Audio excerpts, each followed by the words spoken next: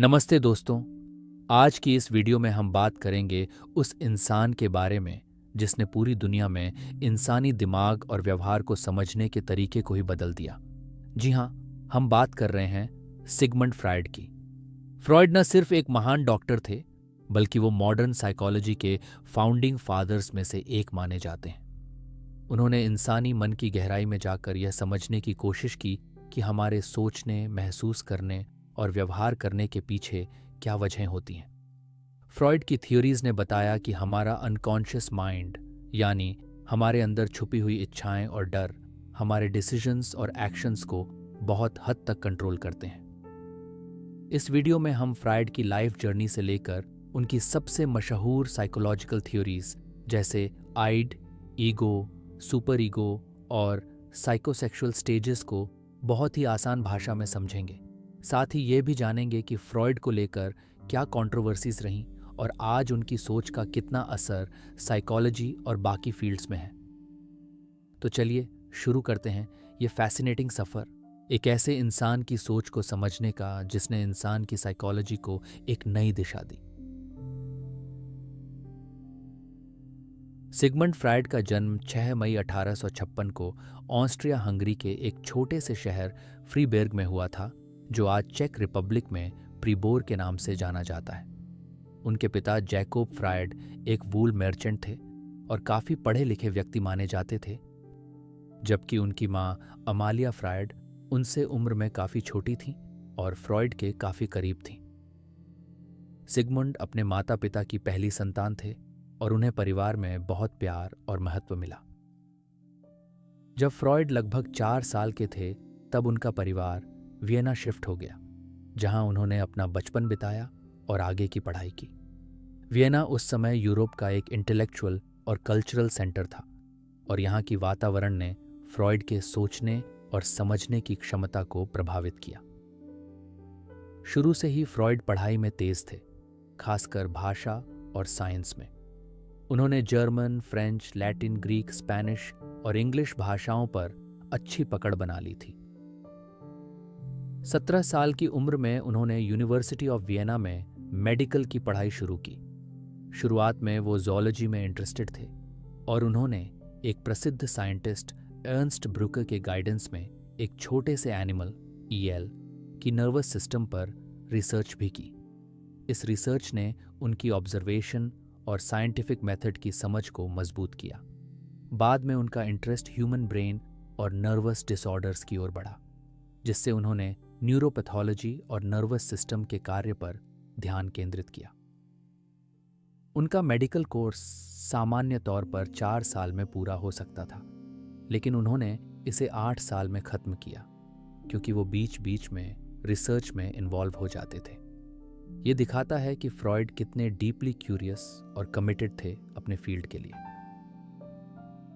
उन्होंने अपने medical degree के बाद वियना जनरल हॉस्पिटल में काम करना शुरू किया, जहां उन्होंने विभिन्न डिपार्टमेंट्स में एक्सपीरियंस लिया, जैसे कि साइकाइट्री, न्यूरोलॉजी और डर्मेटोलॉजी।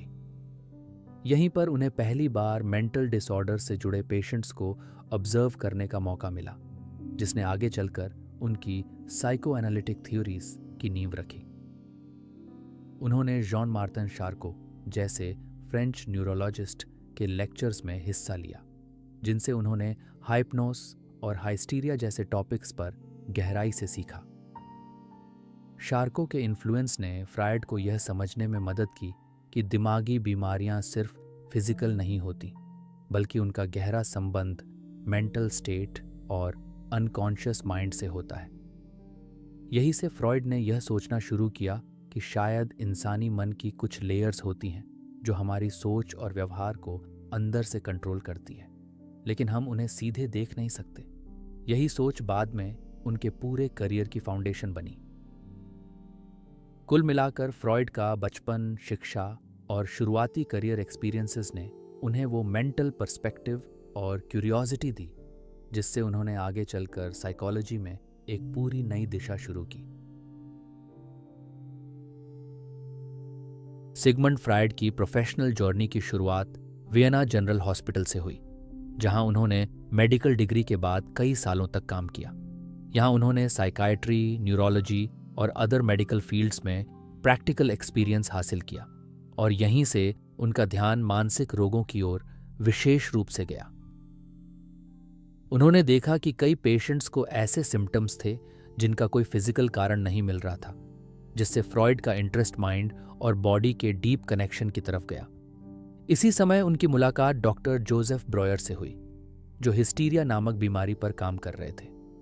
ब्रूअर ने एक यंग पेशेंट एना ओ का केस फ्रॉइड को बताया, जिसमें सिम्टम्स को रिलीव करने के लिए टॉकिंग क्योर यानी सिर्फ बातें करने से इंप्रूवमेंट देखा गया।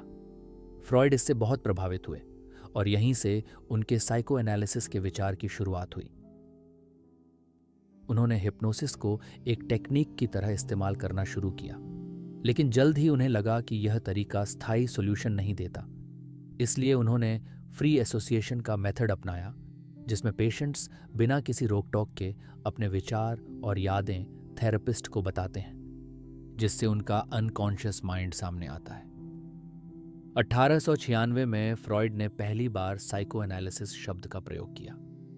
इस दौरान फ्रॉइड ने अपने विचारों और ऑब्जर्वेशंस को धीरे धीरे डेवलप करना शुरू किया और 1900 में उन्होंने अपनी सबसे प्रसिद्ध किताब the interpretation of dreams publish की। इस किताब में उन्होंने यह सिद्ध किया कि ड्रीम्स कोई रैंडम चीज नहीं होते, बल्कि वे हमारे सप्रेस्ड डिजायर्स और अनकॉन्शियस थॉट्स का रिफ्लेक्शन होते हैं। इस किताब ने न केवल साइकोलॉजी के फील्ड में एक नई दिशा दी, बल्कि फ्रॉइड को एक थिंकर और इनोवेटर के रूप में स्थापित कर दिया। शुरुआत में उनकी आइडियाज को बहुत रेजिस्टेंस मिला, खासकर मेडिकल और साइंटिफिक सर्कल्स में, क्योंकि उनका काम बहुत ही नया और कंट्रोवर्शियल था। लेकिन फ्रॉइड अपने काम को लेकर पूरी तरह कमिटेड थे और उन्होंने साइको एनालिसिस को एक प्रॉपर थेरेप्यूटिक मेथड की तरह एस्टैब्लिश करने में पूरी जिंदगी लगा दी। उन्होंने क्लिनिकल प्रैक्टिस शुरू की और अपने थ्योरीज को अपने पेशेंट्स के माध्यम से टेस्ट भी किया। धीरे धीरे उन्होंने एक ग्रुप बनाया जिसे वेंसडे साइकोलॉजिकल सोसाइटी कहा गया, जहां उनके आइडियाज पर चर्चा होती थी, और इस ग्रुप ने बाद में वियना साइकोएनालिटिक सोसाइटी का रूप लिया। इसी फेज में फ्रॉइड का प्रोफेशनल करियर स्थिरता की ओर बढ़ा और उन्होंने अपनी फिलॉसफी को और भी रिफाइन करना शुरू किया। सिगमंड फ्रॉइड की साइकोएनालिटिक थ्योरी को समझने के लिए उसके कुछ मुख्य कॉन्सेप्ट्स को विस्तार से जानना जरूरी है, क्योंकि इन्हीं आइडियाज के जरिए फ्रॉइड ने इंसान के व्यवहार, सोच और मानसिक संघर्षों को समझाने की कोशिश की। ये कॉन्सेप्ट्स न सिर्फ साइकोलॉजी में बल्कि लिटरेचर, फिल्म और फिलॉसफी जैसे क्षेत्रों में भी गहराई से समाये हुए हैं। उन्होंने मन को 3 भागों में बांटा: कॉन्शियस, जो वह है जिसे हम इस समय सोचते हैं; प्री कॉन्शियस, जिसमें वह जानकारी होती है जिसे थोड़ी कोशिश से याद किया जा सकता है; और अनकॉन्शियस, जिसमें हमारी दबी हुई इच्छाएं, भावनाएं और यादें रहती हैं, जो अक्सर सपनों और स्लिप ऑफ टंग के जरिए बाहर आती हैं। सबसे पहला और महत्वपूर्ण कॉन्सेप्ट है अनकॉन्शियस माइंड। फ्रॉइड के अनुसार इंसानी दिमाग का सबसे बड़ा हिस्सा अनकॉन्शियस होता है, एक ऐसी जगह जहां हमारी छिपी हुई इच्छाएं, दर्दनाक यादें, सप्रेस्ड इमोशंस और कॉन्फ्लिक्ट्स छिपे होते हैं। हम जब कुछ भूल जाते हैं, स्लिप ऑफ टंग करते हैं या अचानक कोई सपना देखते हैं, तो ये अनकॉन्शियस माइंड ही अपनी बात कह रहा होता है। फ्रॉइड ने कहा कि अगर हम अपने जीवन की समस्याओं को समझना चाहते हैं, तो हमें सिर्फ कॉन्शियस थॉट्स पर नहीं, बल्कि उन दबे हुए अनकॉन्शियस हिस्सों पर ध्यान देना होगा। दूसरा बड़ा कॉन्सेप्ट है स्ट्रक्चर ऑफ पर्सनैलिटी, यानी आइड, ईगो और सुपर ईगो। फ्रॉइड ने कहा कि ये 3 इंटरनल स्ट्रक्चर्स मिलकर हमारी पर्सनैलिटी बनाते हैं और लगातार आपस में संघर्ष करते हैं। आईडी हमारे अंदर की प्रिमिटिव और इंस्टिंक्चुअल इच्छा होती है, जो प्लेजर प्रिंसिपल पर काम करती है। उसे बस खुशी चाहिए, चाहे किसी भी कीमत पर। यह जन्म से मौजूद होता है और भूख, प्यास, गुस्सा जैसी इंपल्सेस को चलाता है। दूसरी ओर सुपर ईगो हमारे सोशल और मॉरल वैल्यूज का प्रतिनिधित्व करता है। यह हमें सही गलत का बोध कराता है और हमारे ऊपर गिल्ट या शेम का भाव पैदा करता है जब हम कुछ गलत करते हैं। ईगो इन दोनों के बीच मीडिएटर की तरह काम करता है। ये रियलिटी प्रिंसिपल पर आधारित होता है और ये तय करता है कि किस स्थिति में किस इम्पल्स को अलाउ करना है और किसे सप्रेस करना है, ताकि हम समाज में संतुलित रूप से रह सकें। फ्रॉइड का एक और महत्वपूर्ण विचार है डिफेंस मैकेनिज्म्स। जब हमारे अंदर किसी कॉन्फ्लिक्ट या डर की स्थिति पैदा होती है, तब ईगो हमारी मानसिक शांति बनाए रखने के लिए कुछ स्ट्रैटेजीज अपनाता है जिन्हें डिफेंस मैकेनिज्म्स कहा जाता है। जैसे कि रिप्रेशन, जिसमें दर्दनाक यादों को दबा दिया जाता है ताकि वे सतह पर ना आएं।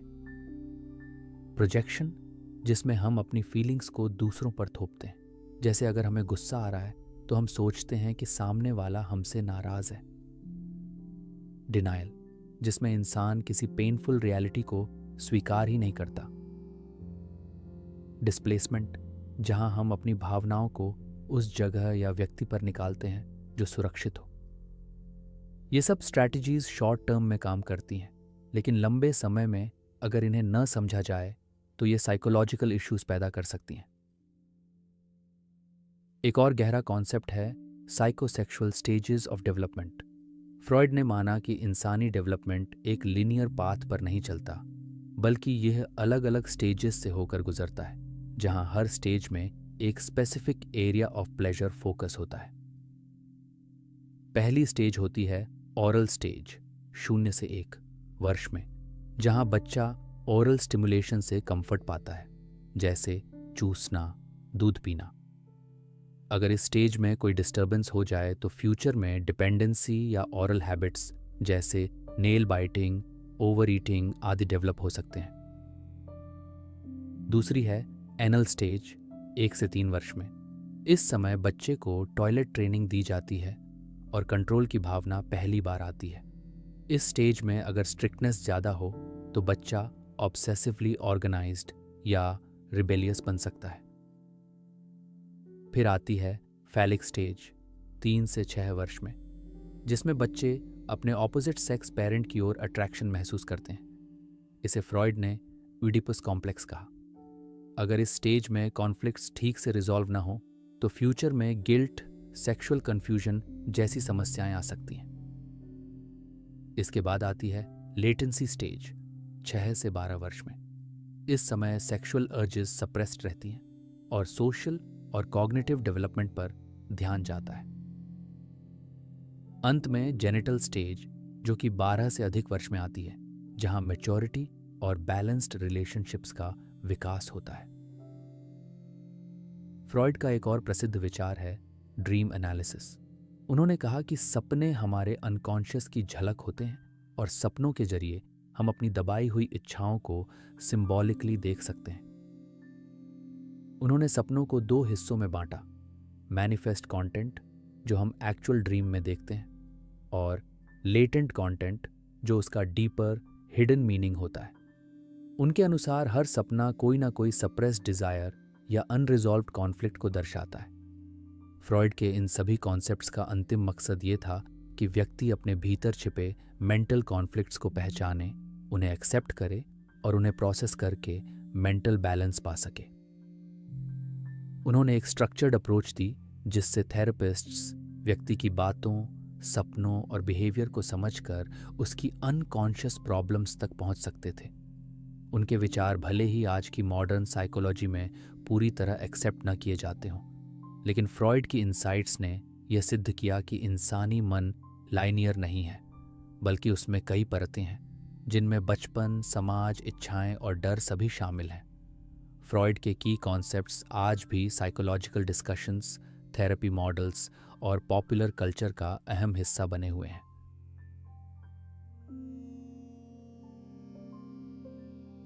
सिगमंड फ्रायड ने अपने जीवन में कई महत्वपूर्ण किताबें और लेख लिखे, जिनके जरिए उन्होंने न केवल साइकोलॉजी की नई दिशा तय की, बल्कि पूरी दुनिया के सोचने के तरीके को बदल दिया। उनकी रचनाएं सिर्फ क्लिनिकल साइकोलॉजी तक सीमित नहीं थीं, बल्कि उन्होंने फिलॉसफी, लिटरेचर और सोशियोलॉजी को भी गहराई से प्रभावित किया। फ्रॉइड की हर पब्लिकेशन में उनके विचारों की मैच्योरिटी और उनके क्लिनिकल अनुभवों की छाप साफ दिखती है। सबसे पहली इंपॉर्टेंट किताब थी द इंटरप्रिटेशन ऑफ ड्रीम्स, जिसे फ्रॉइड की सबसे रेवोल्यूशनाइजिंग रचना माना जाता है। इस किताब में उन्होंने सपनों का विश्लेषण करते हुए यह बताया कि सपने केवल रैंडम विजुअल्स नहीं होते, बल्कि हमारे अनकॉन्शियस माइंड की सप्रेस्ड डिजायर्स और कॉन्फ्लिक्ट्स का सिंबल होते हैं। उन्होंने ड्रीम एनालिसिस की एक पूरी मेथड डेवलप की, जिसमें मैनिफेस्ट कंटेंट जो हम देखते हैं और लेटेंट कंटेंट, उसके पीछे छिपा मीनिंग के फर्क को समझाया गया। फ्रॉइड का मानना था कि सपनों के जरिए हम अपने असली मानसिक संघर्षों तक पहुंच सकते हैं। इसके बाद फ्रॉइड ने the psychopathology of everyday life लिखी, जिसमें उन्होंने यह सिद्ध किया कि हमारी डेली लाइफ में होने वाली छोटी छोटी भूलें, जैसे स्लिप ऑफ टंग, भूल जाना या गलत चीज़ बोल देना, ये सब मियर एक्सीडेंट्स नहीं होते, बल्कि इनका अनकॉन्शियस मतलब होता है। उन्होंने बताया कि ऐसे एक्शंस हमारे दबे हुए विचारों या भावनाओं का इशारा करते हैं, जिन्हें हम जानबूझकर नहीं बल्कि अनजाने में दिखा देते हैं। फ्रॉइड की अगली बड़ी किताब थी 3 essays on the theory of sexuality. ये रचना काफ़ी कंट्रोवर्शियल रही, क्योंकि इसमें फ्रॉइड ने कहा कि सेक्सुअल डेवलपमेंट बचपन से शुरू हो जाती है, और यह कि अडल्ट सेक्सुअलिटी की जड़ें अर्ली चाइल्डहुड एक्सपीरियंसेस में होती हैं।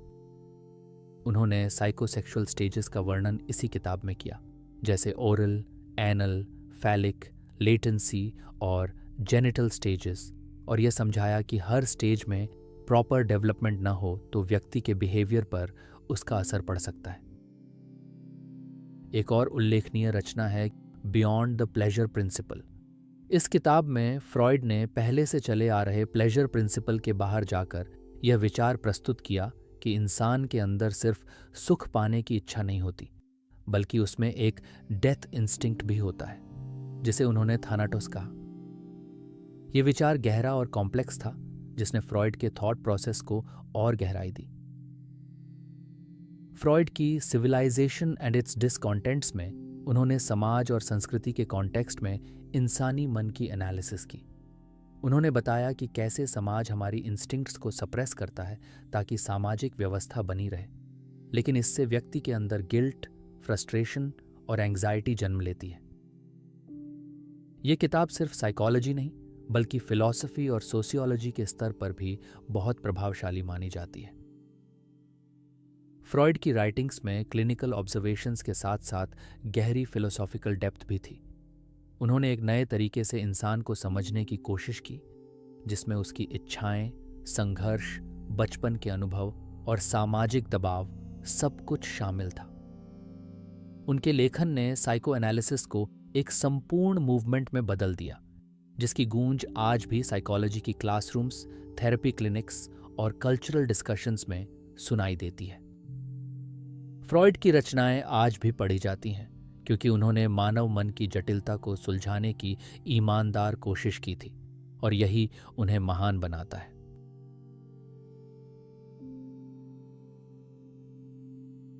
सिगमंड फ्रायड जितने बड़े और प्रभावशाली मनोवैज्ञानिक माने जाते हैं, उतने ही विवाद के केंद्र में भी रहे हैं।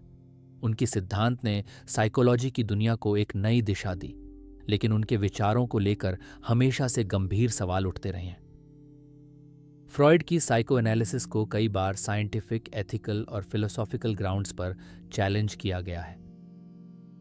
सबसे बड़ी आलोचना फ्रॉइड की थ्योरीज की साइंटिफिक वैलिडिटी को लेकर हुई है। कई साइकोलॉजिस्ट्स और साइंटिस्ट्स का कहना है कि फ्रॉइड के विचार एम्पिरिकल रिसर्च या साइंटिफिक एक्सपेरिमेंट्स पर आधारित नहीं थे। उनका ज़्यादातर एनालिसिस केस स्टडीज, सपनों की व्याख्या और सब्जेक्टिव ऑब्जर्वेशंस पर टिका हुआ था, जिसे साइंटिफिकली प्रूव करना मुश्किल है। उदाहरण के लिए उनके कॉन्सेप्ट्स जैसे आईडी, ईगो, सुपर ईगो या एडिपस कॉम्प्लेक्स को मापा या देखा नहीं जा सकता, इसलिए कई लोग उन्हें सूडो साइंटिफिक मानते हैं। फ्रॉइड की थ्योरीज को ओवर एम्फेसिस ऑन सेक्सुअलिटी के लिए भी खूब क्रिटिसाइज किया गया। उन्होंने इंसानी बिहेवियर को समझाने में सेक्सुअल डिजायर्स को इतनी केंद्रीय भूमिका दी कि बाकी सारे फैक्टर्स जैसे सोशल इन्फ्लुएंसेस, कल्चर या लर्निंग को नज़रअंदाज कर दिया। उनके क्रिटिक्स का मानना है कि फ्रॉइड ने बचपन से ही सेक्सुअल अर्जेस पर ज़रूरत से ज़्यादा जोर दिया, जिससे उनकी थियोरीज नैरो और बायस्ड लगती हैं। विशेष रूप से ओइडिपस कॉम्प्लेक्स और इन्फेंटाइल सेक्सुअलिटी जैसे आइडियाज़ को बहुत लोगों ने कल्चरली इनअप्रोप्रिएट और असहज माना। फ्रॉइड पर यह भी आरोप लगा कि उन्होंने अपने थ्योरीज को मेल सेंट्रिक यानी पुरुष प्रधान नज़रिए से देखा। उनकी राइटिंग्स में महिलाओं की साइकोलॉजी को लेकर कई स्टीरियोटिपिकल बातें थीं, जैसे उन्होंने कहा कि महिलाएं पीनिस एनवी महसूस करती हैं। इस विचार को फेमिनिस्ट साइकोलॉजिस्ट्स ने गहराई से चैलेंज किया और कहा कि फ्रॉइड की थ्योरीज महिलाओं की रियल एक्सपीरियंसेस को सही ढंग से नहीं दर्शाती। इससे फ्रॉइड की क्रेडिबिलिटी जेंडर सेंसिटिव पर्सपेक्टिव्स में कम हो गई। फ्रॉइड की क्लिनिकल मेथड्स भी विवादों में रहीं। उन्होंने हिप्नोसिस, ड्रीम इंटरप्रिटेशन और फ्री एसोसिएशन जैसे टेक्निक्स का इस्तेमाल किया, लेकिन ये मेथड्स ऑब्जेक्टिव नहीं थे और थेरेपिस्ट की इंटरप्रिटेशन पर हेविली निर्भर करते थे। कई बार आरोप लगे कि फ्रॉइड ने अपने पेशेंट्स के एक्सपीरियंसेस को अपनी थ्योरी में फिट करने के लिए मैनिपुलेट किया, यानी डेटा को अपनी मर्जी के हिसाब से इंटरप्रेट किया। इसके अलावा ये भी कहा गया कि उनके कई पेशेंट्स ने बाद में उनके कंक्लूजन्स को गलत बताया। एक और विवाद फ्रॉइड की ड्रग यूज को लेकर रहा। उन्होंने कोकेन को लेकर पॉजिटिव व्यूज दिए और खुद भी उसका इस्तेमाल किया। उनकी शुरुआती राइटिंग्स में कोकेन को मेडिसिनल तरीके से प्रमोट किया गया, जो बाद में एक गंभीर हेल्थ इशू बन गया और फ्रॉइड की जजमेंट पर सवाल खड़े हुए। इसके बावजूद यह भी सच है कि फ्रॉइड ने मनोविज्ञान में जो क्रांति लाई वो अकल्पनीय थी। उनकी थ्योरीज फ्लॉड हो सकती हैं, लेकिन उन्होंने ये हिम्मत की कि इंसानी दिमाग की परतों को एक्सप्लोर करें और उससे जुड़े गहरे सवाल उठाएं। आलोचनाओं के बावजूद फ्रॉइड का प्रभाव आज भी मौजूद है।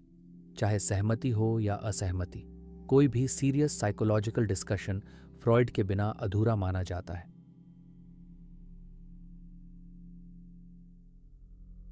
सिगमंड फ्रायड की विरासत साइकोलॉजी, फिलॉसफी, आर्ट, लिटरेचर और पॉपुलर कल्चर में इतनी गहराई से समाई हुई है कि उसे नज़रअंदाज करना लगभग नामुमकिन है। भले ही उनकी थ्योरीज को लेकर आज भी बहस होती है, लेकिन यह अनडिनाइबल है कि फ्रॉइड ने इंसानी मन को समझने का जो तरीका पेश किया, उसने पूरी दुनिया को सोचने का एक नया नज़रिया दिया। उनका सबसे बड़ा योगदान यह था कि उन्होंने अनकॉन्शियस माइंड को इंसान के बिहेवियर और सोच के केंद्र में लाकर खड़ा किया। फ्रॉइड की सोच ने साइकोलॉजी को मेडिकल साइंस से बाहर निकालकर एक कल्चरल फोर्स बना दिया। उन्होंने यह समझाया कि इंसानी डिसीजंस, एक्शंस और रिएक्शंस सिर्फ लॉजिक या जागरूक सोच से नहीं, बल्कि अंदर छिपे इमोशंस, डिज़ायर्स और पास्ट एक्सपीरियंसेस से भी प्रभावित होते हैं। उनकी आइडियाज़ ने थेरेप्यूटिक प्रैक्टिसेस को बदल दिया। साइको एनालिसिस और टॉक थेरेपी का जन्म हुआ, जहां पेशेंट ओपन एंडेड बातचीत के जरिए अपनी भावनाओं को एक्सप्लोर करता है। फ्रॉइड के कॉन्सेप्ट्स जैसे id, ego, super ego, defence mechanisms, Oedipus complex और फ्री एसोसिएशन आज भी साइकोलॉजी के फाउंडेशनल पिलर्स माने जाते हैं, चाहे आधुनिक थेरेपिस्ट्स उन्हें यूज करें या नहीं। उनके आइडियाज़ को कार्ल युंग, एल्फ्रेड एडलर और एरिक एरिक्सन जैसे थिंकर्स ने आगे बढ़ाया, भले ही उन्होंने उनसे मतभेद जताए। ये फ्रॉइड की इंटेलेक्चुअल रिचनेस का प्रमाण है कि उनके स्टूडेंट्स भी बाद में महान विचारक बने।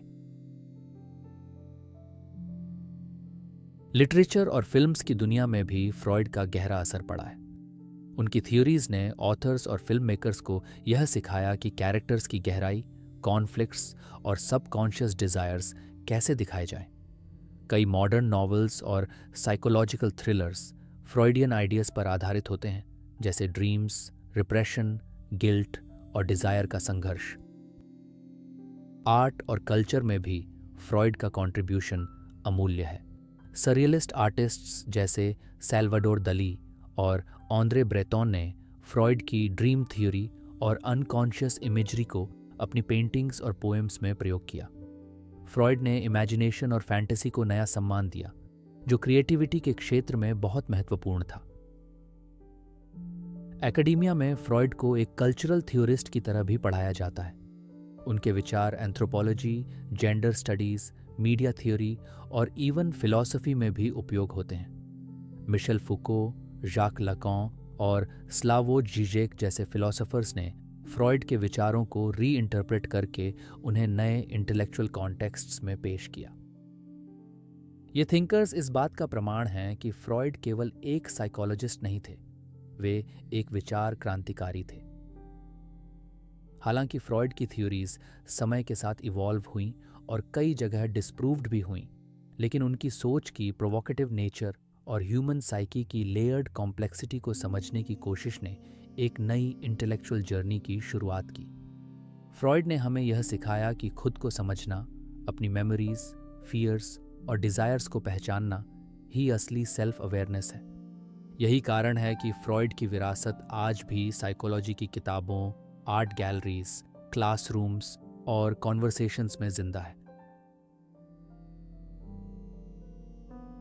सिगमंड फ्रायड का जीवन और दर्शन हमें यह सिखाते हैं कि इंसानी मन जितना दिखता है उससे कहीं अधिक गहरा, रहस्यमय और जटिल है। फ्रायड ने साइकोलॉजी को केवल दिमागी बीमारियों के इलाज से ऊपर उठाकर एक ऐसा माध्यम बना दिया जिससे इंसान खुद को बेहतर समझ सके। उन्होंने यह विचार दिया कि हमारा बचपन, हमारे दबे हुए डर, इच्छाएं और अनुभव हमारे वर्तमान को बेहद हद तक प्रभावित करते हैं।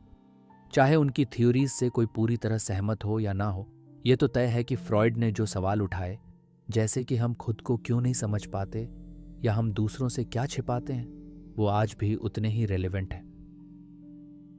फ्रॉइड की सोच ने हमें सेल्फ रिफ्लेक्शन का महत्व बताया।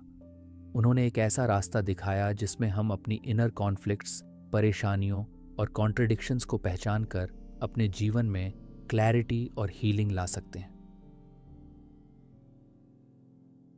अगर आपको यह वीडियो पसंद आया हो तो इसे लाइक करें, कमेंट में अपनी राय दें और दोस्तों के साथ शेयर करें।